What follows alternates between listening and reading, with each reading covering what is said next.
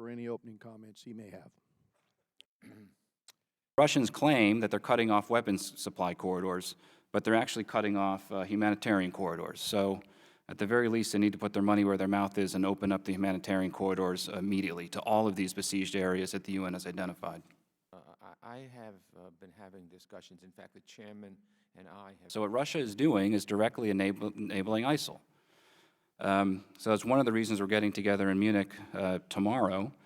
But this will be a very difficult 3 days coming up. But, you know, we're going to be very firm. The situation is totally unacceptable. It's causing a humanitarian catastrophe. It's strengthening the regime of Assad. And all that does is fuel extremists on both sides of the sectarian divide.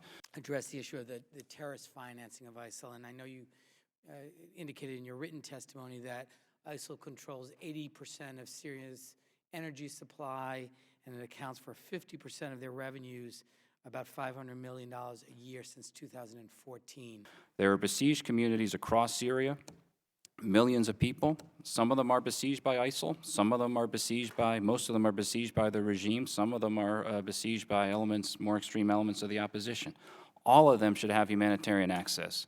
That's a principle of international law. It's bounded by a UN Security Council resolution that we all agreed to as part of this Syria support group process, and is first and foremost on the agenda in Munich. And again, without underestimating the difficulty, I'm hoping we can come out of Munich with some agreements on that.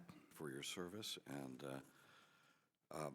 when you mentioned in the beginning of your testimony that Abu Sayyaf had been we have to get to a way to de-escalate this underlying conflict. To de-escalate the underlying conflict, there has to be a political process that can ultimately lead to a transition in Damascus.